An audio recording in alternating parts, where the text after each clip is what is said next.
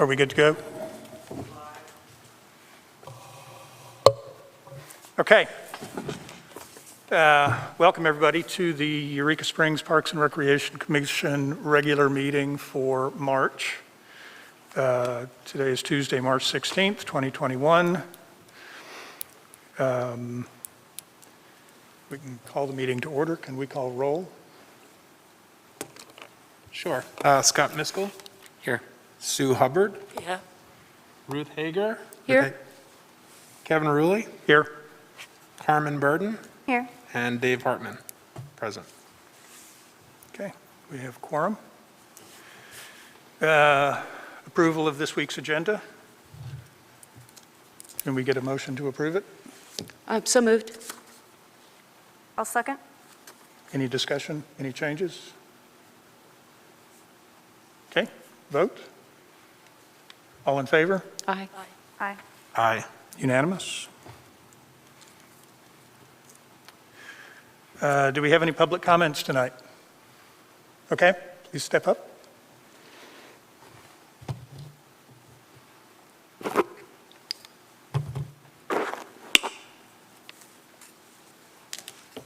Okay, can y'all hear me? Okay. I'm Mickey Schneider, 47-year resident, and my first place of living was right across the bridge from Lake Leatherwood. Since my sons kind of grew up there, now that they're parents with their children, that's where they go to vacation and camp all the time. So they were out there a couple of weekends ago. When we were supposedly having all that rain and stuff, it was going to be a bad weekend. They thought they were the only ones there until Saturday when 5,000 kids showed up to play on the parking lot, or on the playground. So I'm sure Scott, I'm sure you remember my calls. Am I getting names wrong? I have dyslexia. Miskell? Yes. Is that how you say your name? Miskell. Miskell. Oh, right there. I get the wrong one. So the kids have been there. They've been going there for, 40-plus years. They were one of the very first ones to stay in those little teeny cabins when you're heading for the playground, and they're off on the left, those 4 cabins with the outhouse and stuff. They were one of the first families to stay there. Absolutely loved them. They had a bit of a problem this last time. Now, understanding with the COVID, things were canceled, people laid off, whatever was done. The number one thing that drove them crazy was the outhouse had not been cleaned since like last fall. Now, in them calling the office, and of course they talked to Nikki, who was extremely helpful. They couldn't believe how helpful he was on so many different things. And then I talked with him, and I talked with you later, or got your message or whatever.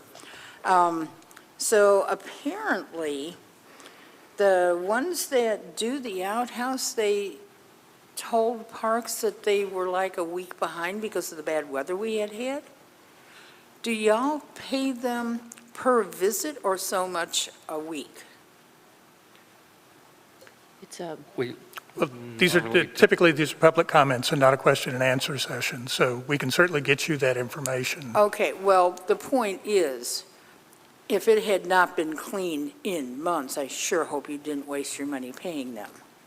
Okay, so you might want to look into that. Like I said, Nikki was extremely helpful. The first one they stayed in was cabin number 7, and they've got 3 kids, and the littlest one isn't quite 2 years old yet. They had to call the office and ask if they could shift cabins because you know how these cabins, the one cabin is set on top of a big rock boulder or whatever? The rock was so crumbly and falling apart, they were terrified something would happen to their baby, to the 2-year-old. So Nikki got them moved over to room 8. Well, except that the lock was broken. So then they had to get somebody out there to fix that. I'm sorry, your 3 minutes are up. Oh, we have 3 minutes? It's We have a 3-minute sign limit, up. yes, yeah. Okay, well, I don't think there's anybody else. This is important stuff, guys. Well, This there is really one other, important. there is one other person, and it is limited Okay. to 3 minutes, please. So cabins had not been cleaned properly. There was dog hair all over the mattress pads. Floors hadn't been swept. They found glass on the shower floor, which had been taken care of by the time they called Nikki about it. They were really upset because, like I said, they were one of the first families to stay there, and they love them. I love them. Okay. I've seen them. Thank you. Please get somebody taking care of this who cares, okay? We can't have this going on. And it's $60 a night. That was the only cabin rented out of the whole place. Thank you. Thank okay? you. Hey, I was a counselor for 12 years. I knew how it works. I understand that. So pay attention. Can't waste that kind of money. Okay, next.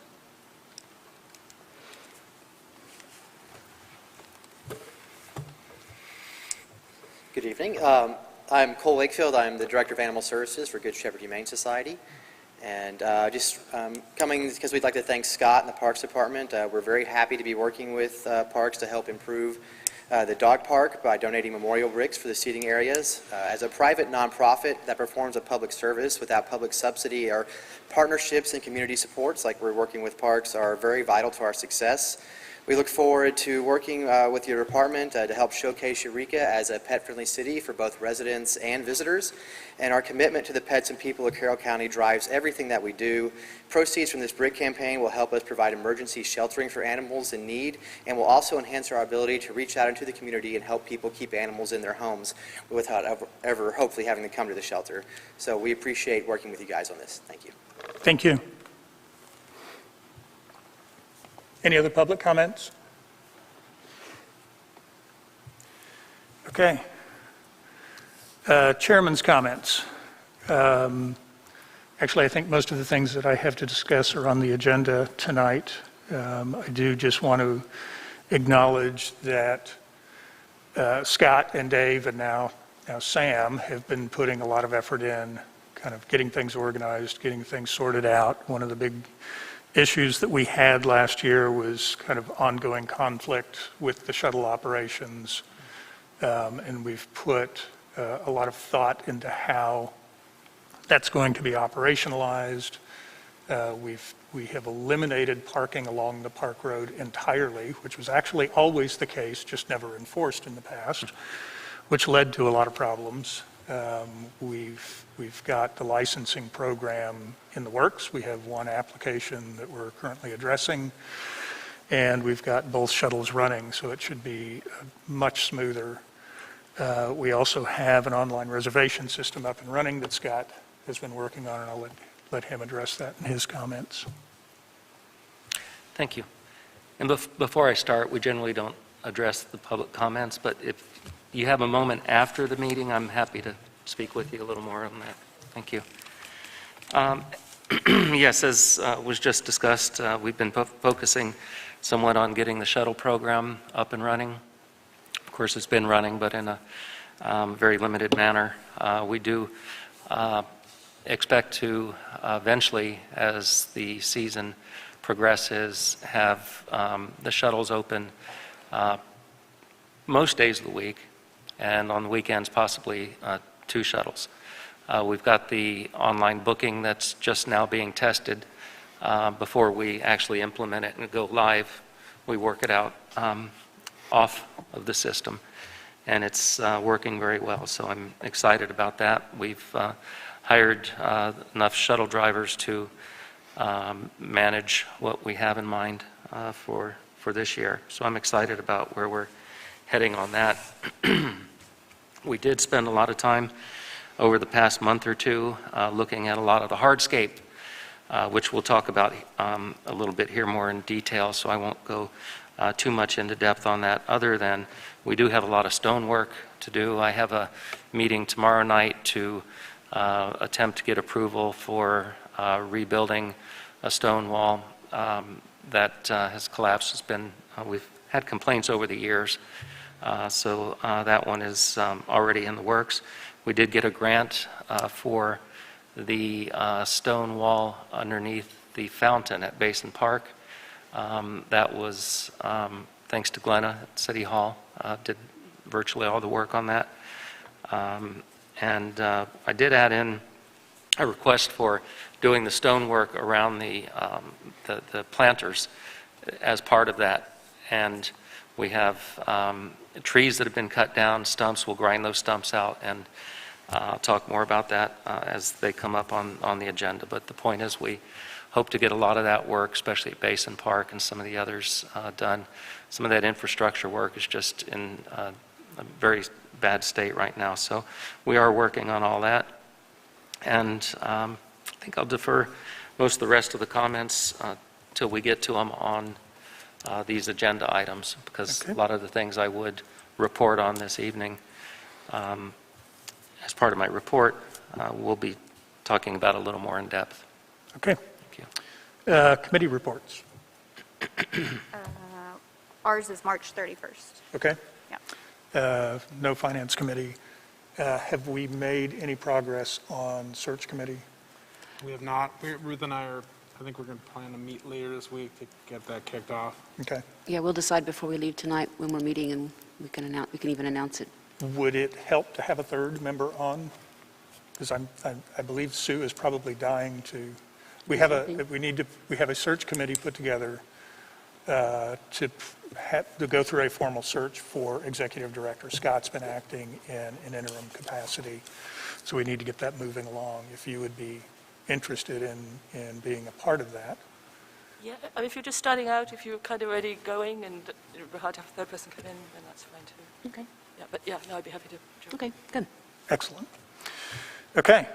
Old business? None. New business? I'd like to introduce our new commissioner, Sue Hubbard, and give you a few minutes to just kind of tell everybody about yourself. Okay, so I was born in England, so that's what my accent is. Pull the mic a little bit closer to you. So I was born in England, so that's my accent.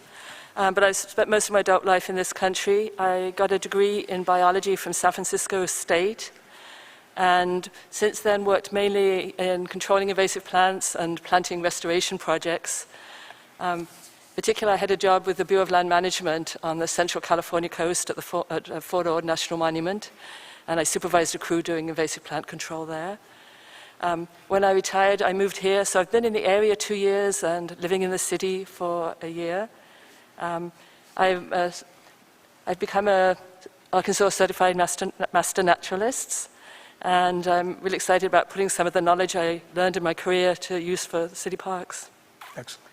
Thank you. Welcome aboard. Thank you. Okay. Next. There has been some confusion with the city having to do with payroll because it starts with the city considers all department heads as exempt. I think the confusion was when we asked Scott to take the interim executive director position, we never formally did anything to change him from a non-exempt employee to an exempt employee. The other issue was that Dave Ranko, when we hired him as an exempt employee, but they were unaccustomed to anyone but the department heads being exempt, and we stated his salary in dollars per hour, just as Scott and everybody, all the directors in the past. So in order to kind of alleviate that confusion, what we want to do is go ahead and formally make a motion that both the executive director, and in this case, interim executive director position, and the grounds and natural resources manager are exempt salaried positions. Their salaries will be determined by their current hourly rate times 40 hours times 52 weeks.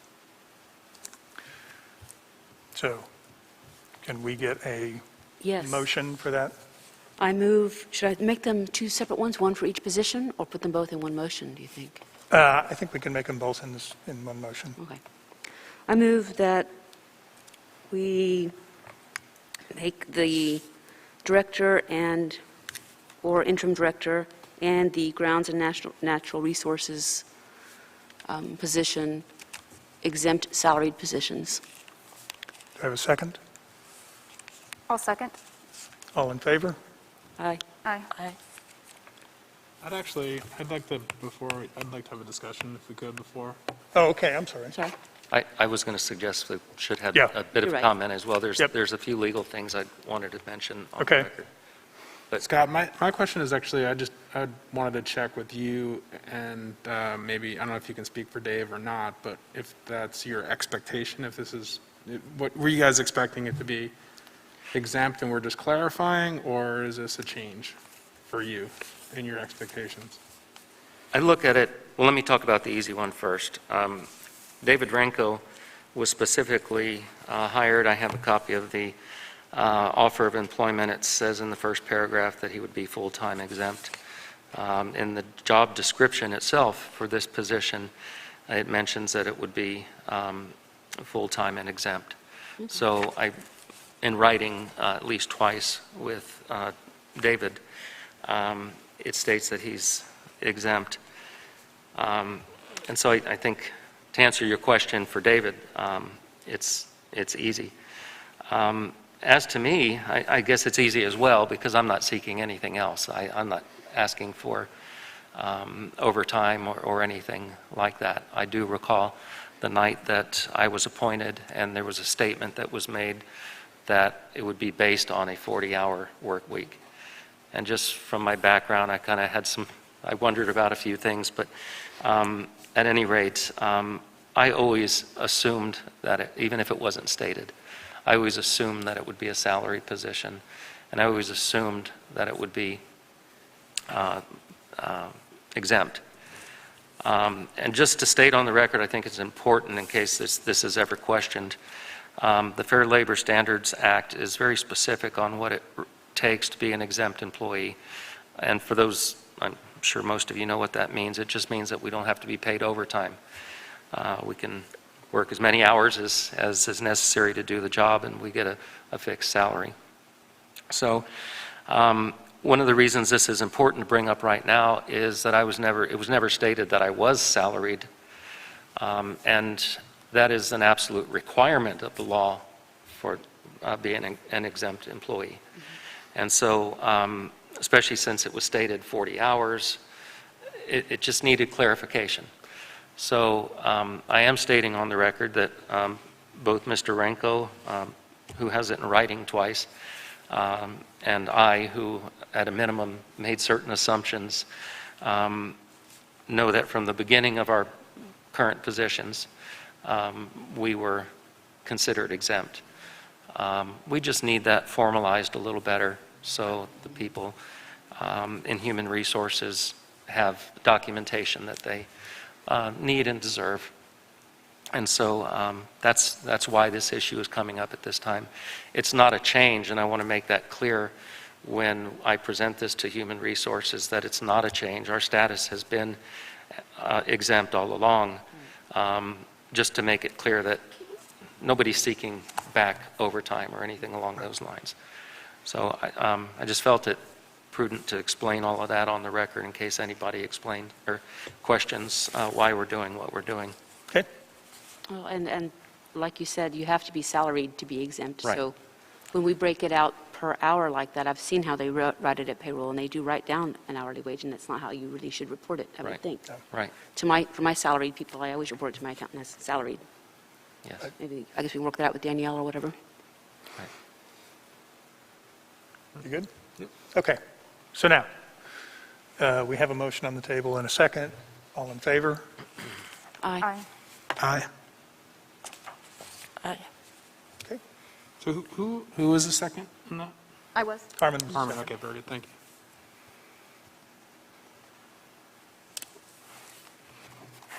Okay, motion passes. Next item on the agenda is to discuss the condition of the dam. So all of the commissioners, you've received a memo that we put together and shared with the mayor on Friday.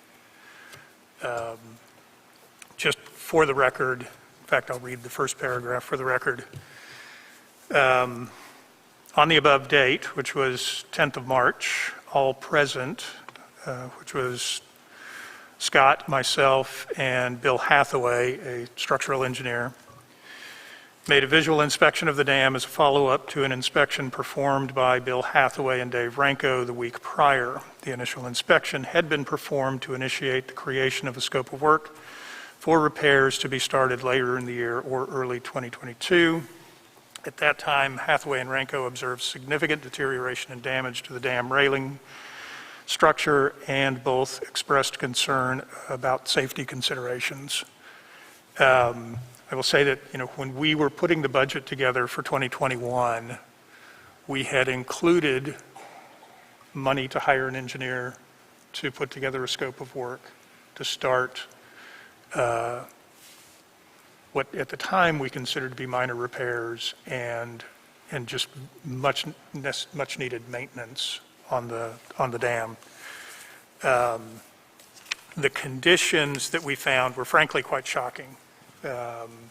There was clearly, the hard freeze that we had in the subsequent days. I think there were probably 6 or 7 days where we had freeze-thaw conditions over a 24-hour period that would have certainly caused some of the damage, but it's fairly apparent after inspecting it that a lot of it was vandalism. Now, I will say that the vandalism was enabled by the advanced deterioration in the concrete structure. And I think to just give a little background, as an architect, I worked in New York for 25 years and dealt with a lot of old concrete structures. So I've got a fairly basic understanding of what happens.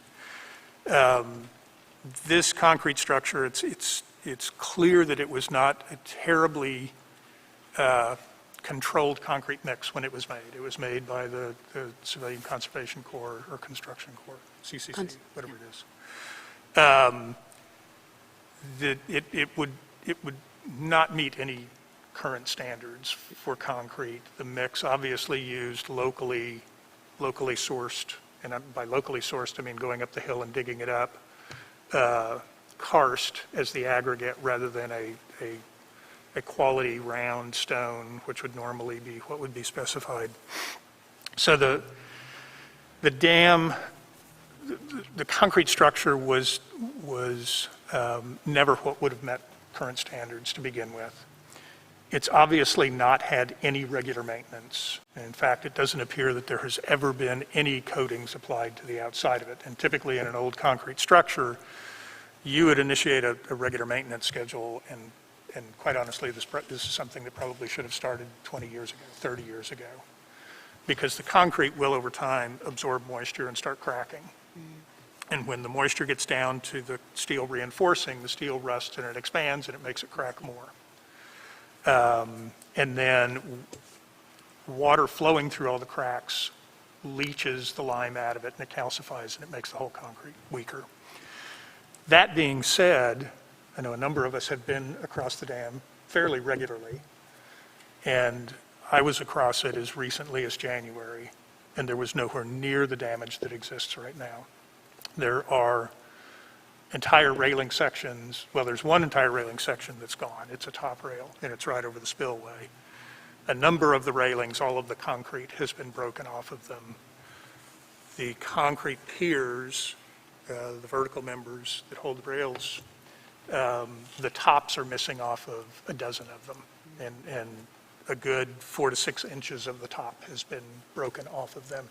And you can tell it's all recent because it's very clean. You can tell the old deterioration from the new because the old typically has moss and lichen on it. This is crystal clear and it's white.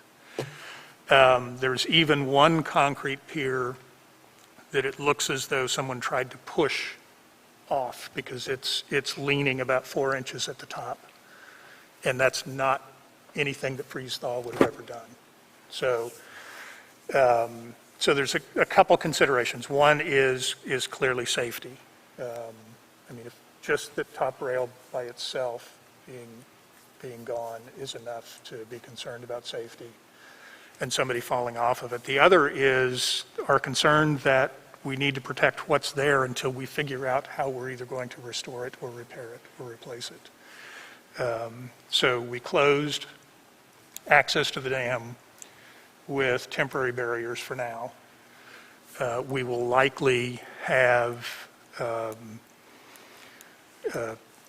basically a steel fence, if you will, with gates in it that we can anchor to the dam piers at either end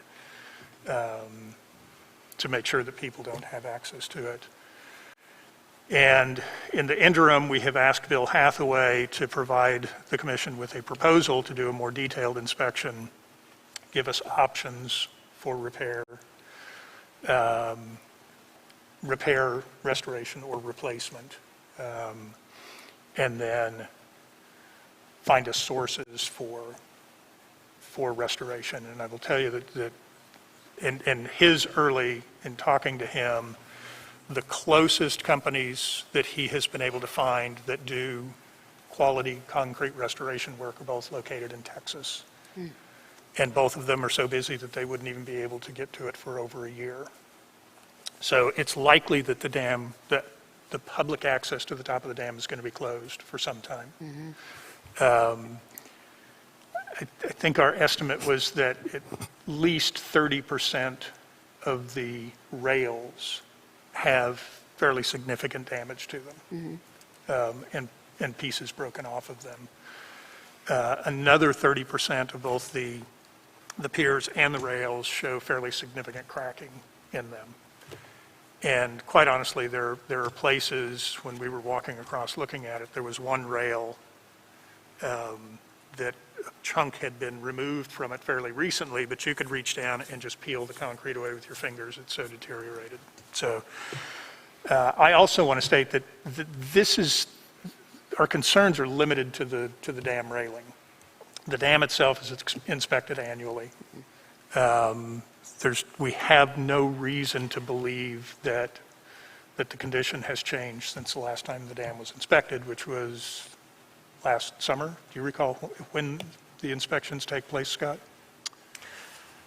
It was, I'd say maybe October. Okay. So it's a fairly recent inspection. Now, they did mention, I think you said in the last inspection, that next year when they come, they're going to bring a submersible Yes. to actually inspect the lake side of the dam underwater. But it has,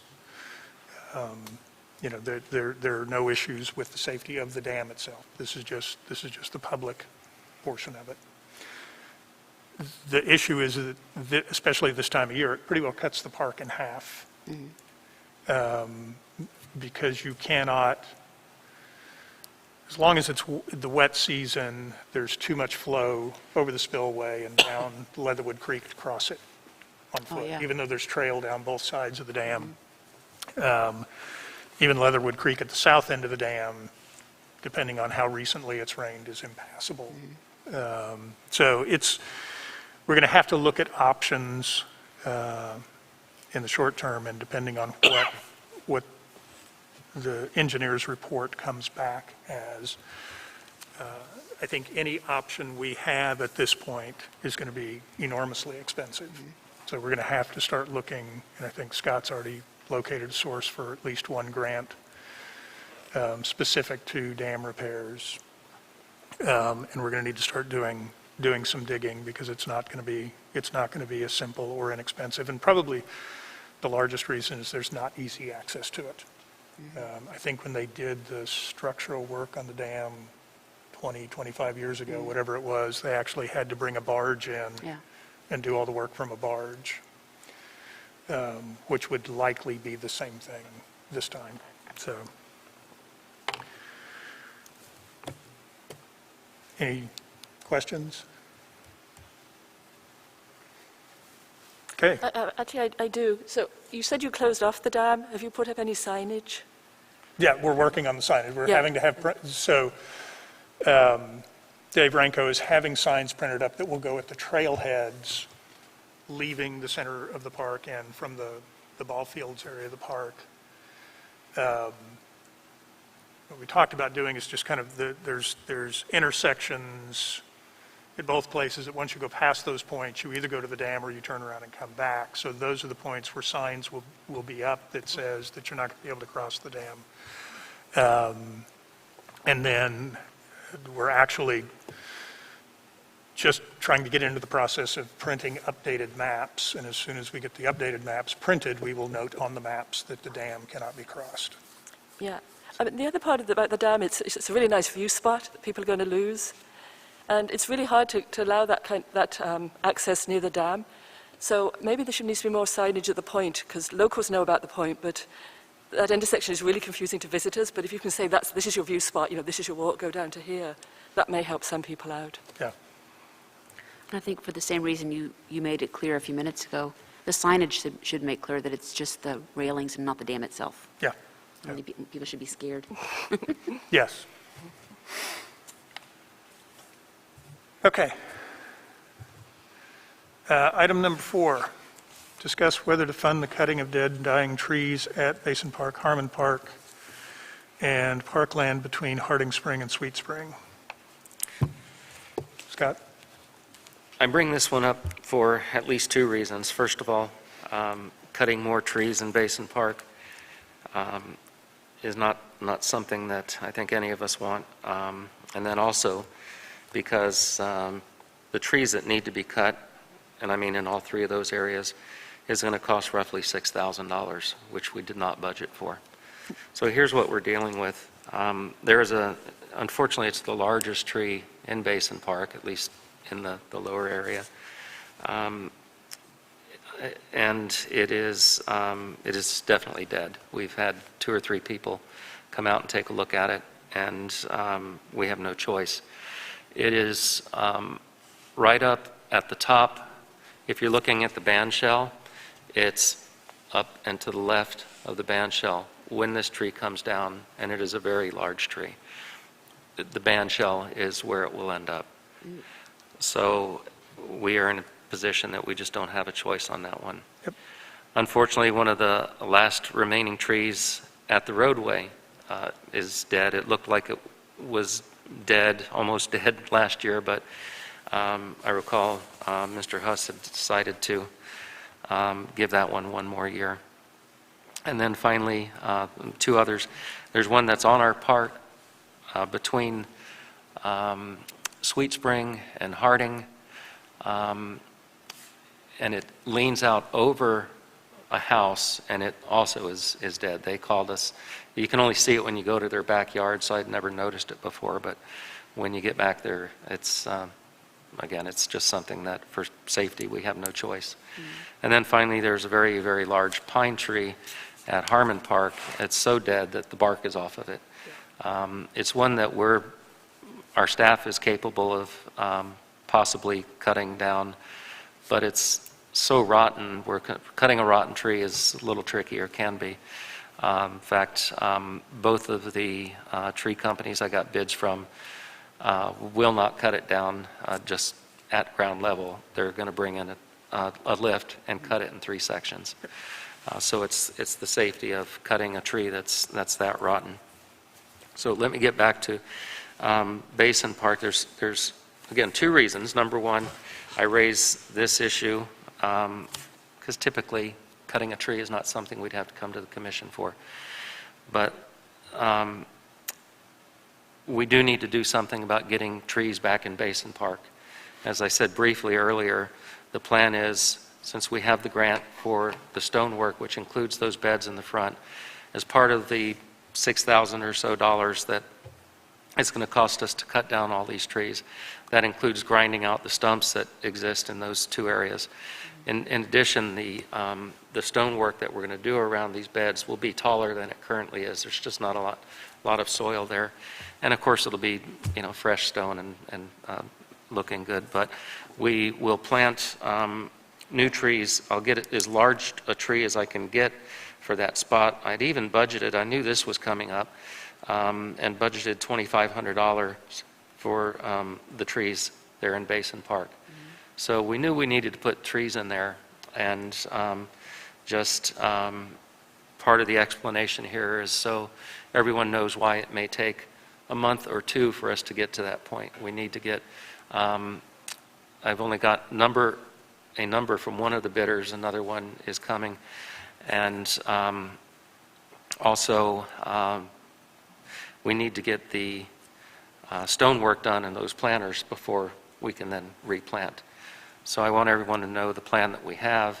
We're even going to be putting some smaller trees up on the hillside, things like redbuds and dogwoods that don't get real big. That's one of the things we should try to avoid in the future, is not planting trees there that get this big. So that's the plan that we're working on. The second reason, though, that I did bring it to the commission is that we don't have money, $6,000 in the budget for cutting trees. Coupled with some of the other work that we're going to talk about, some of the stone work, we will need to revise the budget. And when we get to item number 7, so I'm not asking a specific action be taken on item number 4, 5, or 6 yet. As we get through all of these, when we get to item 7, we just need to decide on the prioritization of that work and possibly modifying the budget, because there are items in the budget that we can reallocate to cover some of these things. So unless somebody specifically wanted to make a motion as to item 4, I'd like to move on to 5. Yep. Okay. And that's the necessity of a total rebuild of the holding basins at Magnetic Spring. These are the holding basins that the water from the spring pours into. This has been something that for, ever since I've been here, I've looked at, and it's just sad the condition it's gotten into. And we started out some time ago, we were just going to put a drain in there to drain the water that keeps flowing through.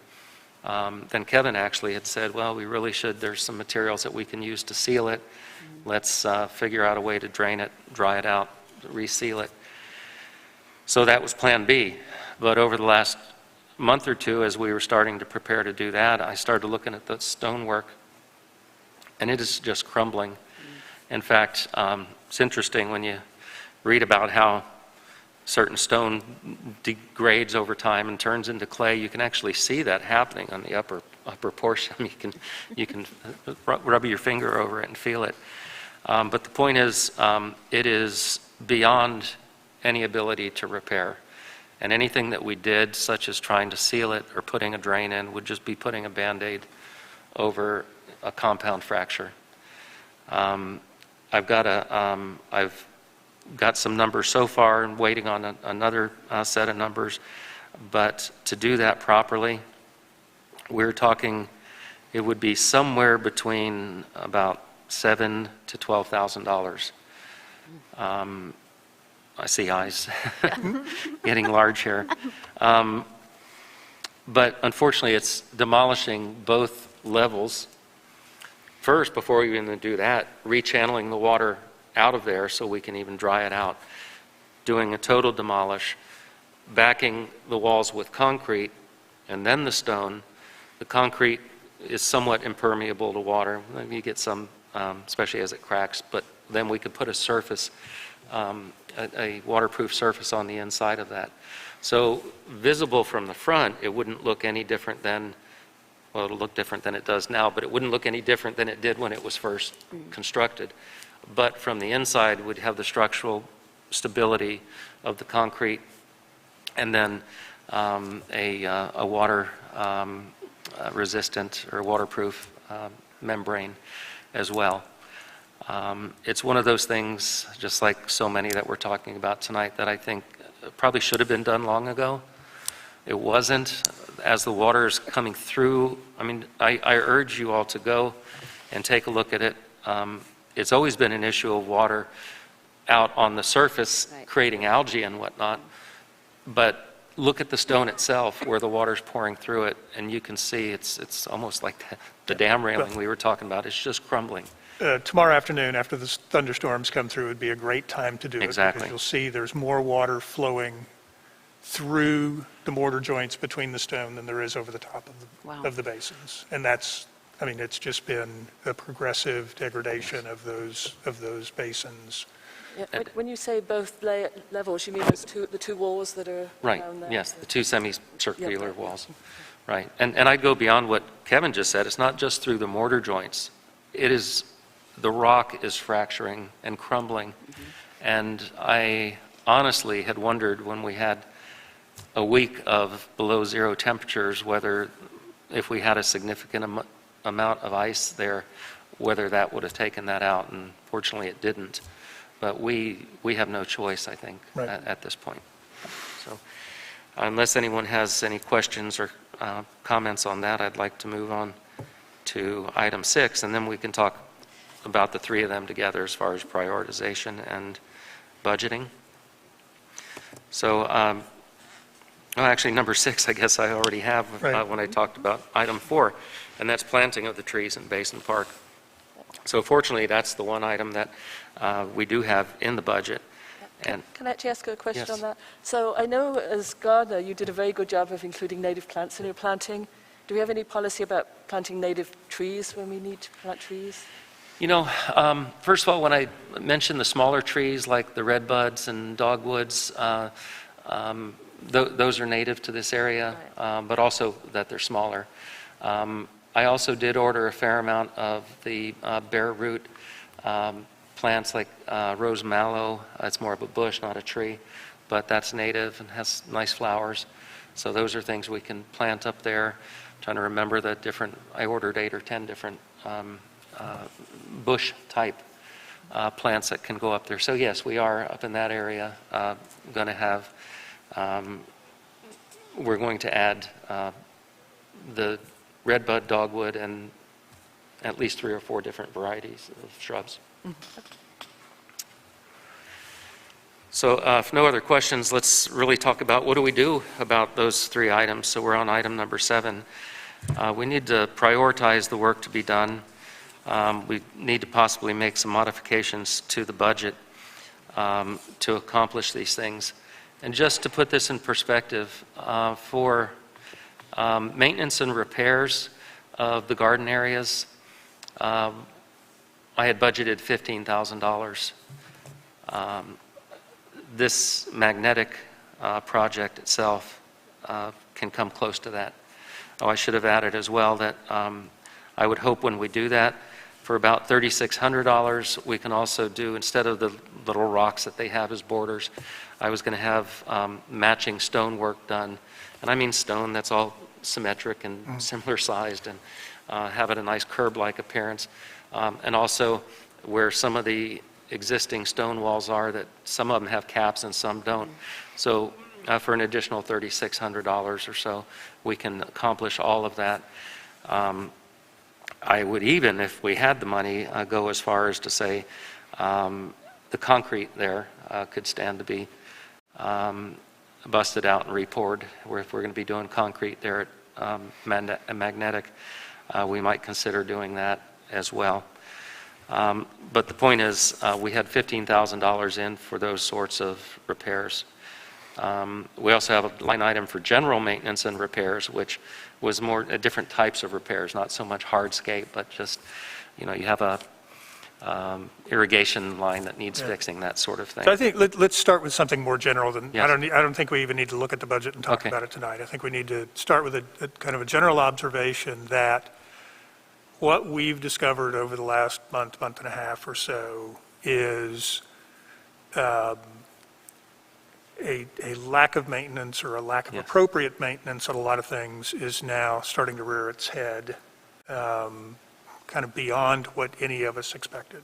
I think when we put the money in the budget to hire an engineer to look at the dam, it was because those of us who are across it on a regular basis have seen that there were a few things that were cracked, there were a few of the railings that were missing small pieces of concrete, but nothing really extensive. And it wasn't until we saw all of this damage and really started looking closely at the structure that 60 to 70% of the concrete on that, I think, is almost beyond restoration at this point. There are so many cracks in it. The cracking is so extensive. The quality of the concrete wasn't that great in the first place. I think it behooves us to go back and do kind of a reassessment and look closer at things. I know you had mentioned, I think it was Crescent Spring, the wall that's beginning Yes. to move because there's a tree growing up there and the roots are pushing it out. And none of these walls, none of these retaining walls were built fundamentally, none of them are structural. None of them have reinforcing in them. None of them are backed up by concrete. It is just limestone stacked. Yeah, they're In dry most stack. cases, it's dry stacked. So I think we need to go back and take a look at all of the assets, identify the ones that are, and I will say that the Crescent Spring one doesn't concern me too much. It hasn't moved that much. It is obviously beginning to bow out, but it's not showing any signs of the stones loosening up, and it can probably be addressed by removing the offending plants that are destroying it, and possibly even excavating behind the wall, and putting some reinforcing in there. I think it's the same thing. I think it was what Bill said about the wall at Basin Park, is that needs to be excavated behind the wall, and a reinforced concrete retaining wall poured in, and then the stone replaced. These are all things that are going to be expensive to do. Yes. So I think we need to take a look at, I think the magnetic is something that we should go ahead and do, because to your point, I'm really kind of surprised as well that when those basins froze, that it didn't push the stone out, because it is in horrible condition. But I think we're just going to have to start chipping away at things. We're going to need to look at all of the assets. I think the dead trees have to be addressed. I think magnetic, the basins have to be addressed. Basin Park needs to be addressed. That is such a focal point of town that we need to do the things that need to be done in there. One of the questions I was going to ask you, that because we didn't get the grant for the wall, we just got the grant for the fountain. Do we know if we can go back and apply for a grant retroactively? If we go ahead and do the work now, can we apply for a grant next year, basically to reimburse us for what we spent on it? Oh, no, I thought you meant if we did the fountain. No, I'm talking no. about the wall. No, it doesn't Okay. work that way. So I think we need to look at it. Bill was going to be writing a report on that separately, right? Yes, Okay. yes. So we'll just look and see what he says, and if he believes that a year won't make a significant difference, then we just make decisions, especially with planting, that we don't plant in that area, that we're going to be excavating in order to repair the wall.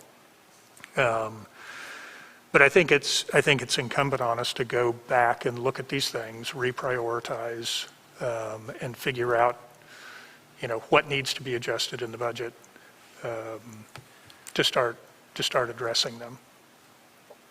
And I was going to suggest two things as far as that goes, that perhaps the Finance Committee and I could meet, and we could look at some of the items on the budget that, frankly, I knew that some of these things might come up, and there's areas that we can make adjustments on. A logical one is the $8,000 that I had budgeted for the stonework for the fountain, Right. for instance. So I think if the two things we should do is the Finance Committee meet, and I'd like to be there for that. Yeah. And then secondly, I think all the commissioners need to go out and look at each of these areas, and it might make sense to do it where I could take you on a tour and show you. So if we can just schedule those things, we could point out specifics that, Like that may be difficult for you to just drive up, get out of your car and see. There's some things you have to kind of look for to realize that there's a problem.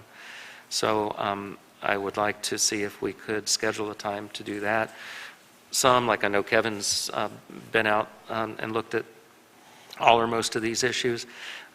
So it may not be that the whole commission has to be there, but those that would like me to point these things out, we probably would have to give notice of that meeting if there's, two or more of you there.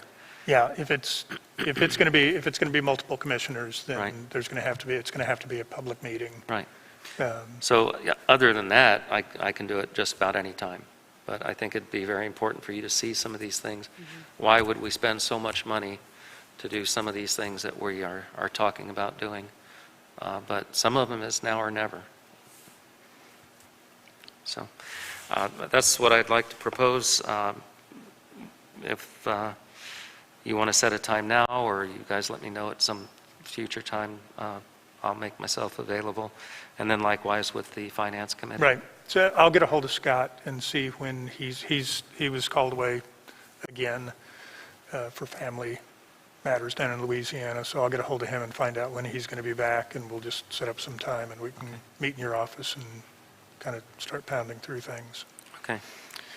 When do you expect numbers from the other tree service and from the other stonemason? Do you think you're going to have them?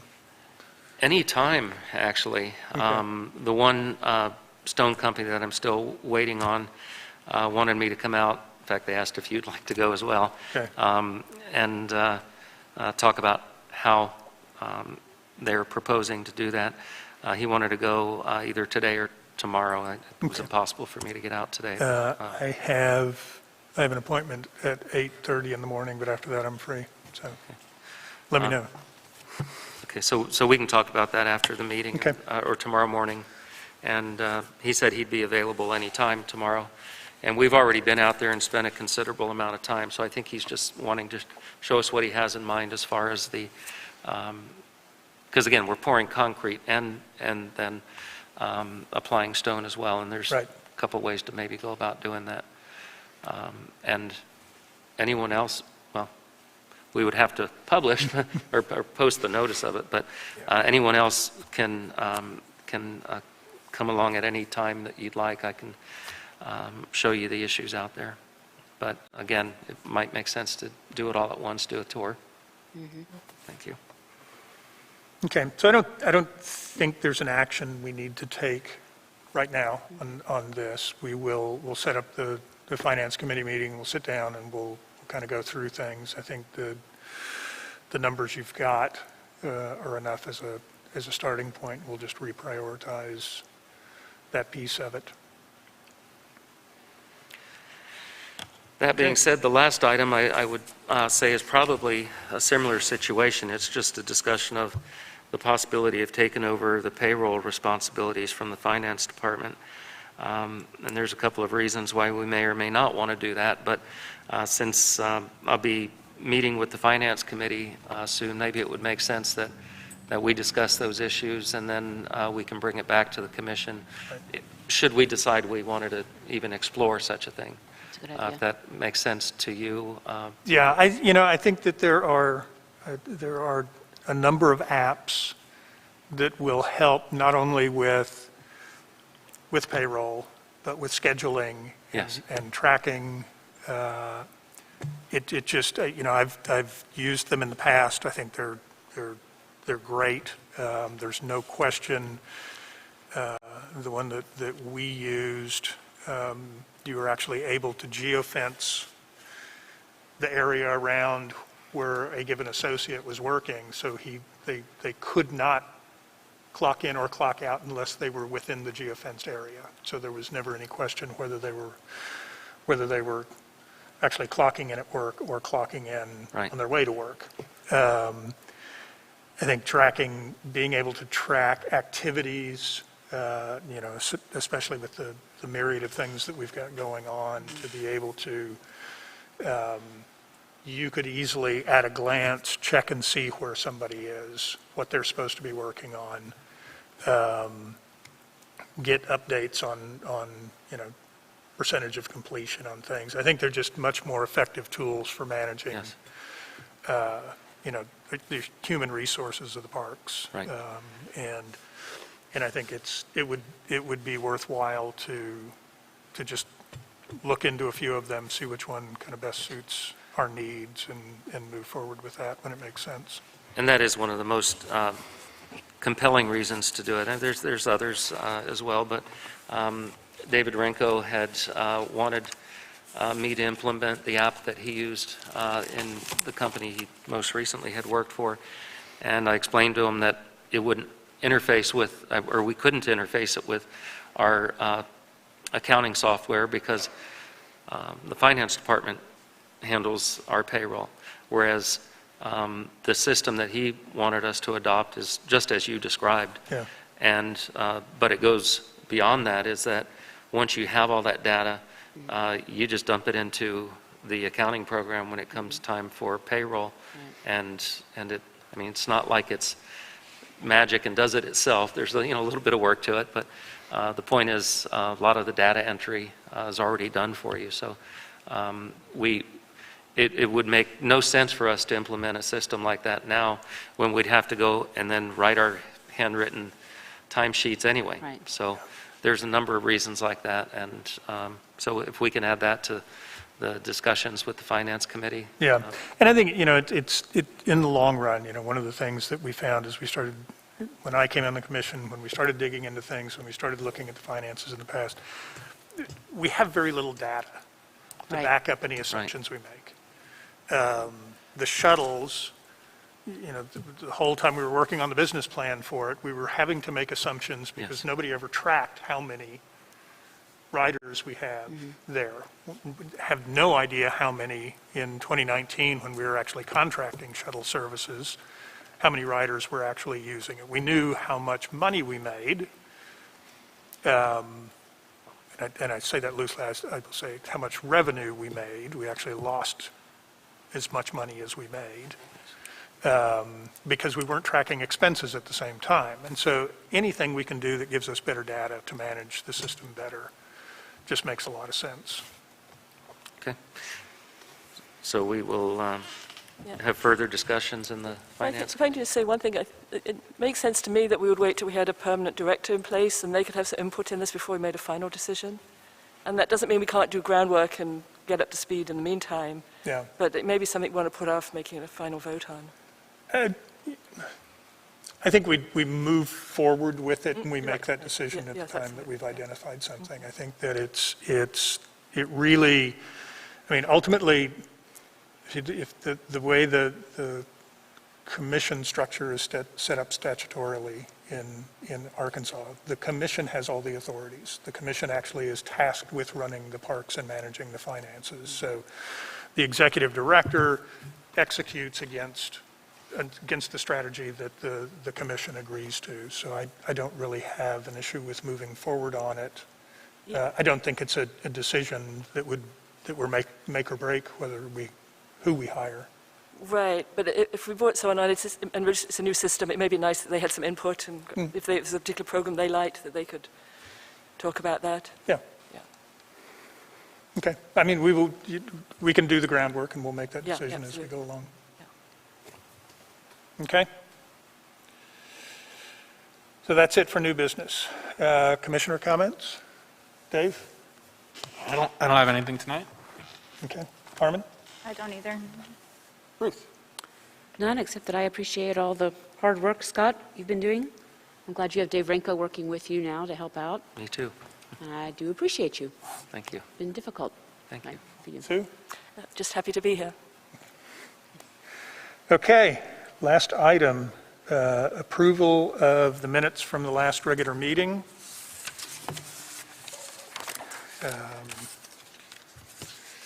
Oh, do we have to correct that? Can we get let's go ahead and get a motion to Motion approve first. in a second. And then I we'll move to approve the minutes from the last regular Parks meeting of March 2nd, 2021. Second? Anyone? Someone want to I'll second it. Okay. Comments? Were we going to correct thing about money market or something? Is that in there or no? Or Yeah, so if we use the minutes that Dave put together, it just it doesn't say it. Okay. It just I says, don't know that you guys specify, I wasn't at the meeting, but I did watch the video. I don't think you guys specified the type of account in the discussion or the motion. we did because it was originally the minutes had said, or originally the agenda had said. Money market account. We Okay. changed it to checking account because we already have two money market accounts and we're just simply going to split the general funds and the restricted funds between Okay. those two accounts. And then the new checking account aligns with the restricted money market account. Okay. Very good. So there's nothing we have to change. So we don't need to change anything on that. No, they look fine. Okay, all in favor? Aye. Aye. Aye. Yeah, I didn't know if I should vote or not. I Okay, was, I'll vote aye. I was at the meeting, but I wasn't on the board. Yeah, aye. Yeah, So we've okay. got four. So 4 Passes. was chair voting, or 4 abstain.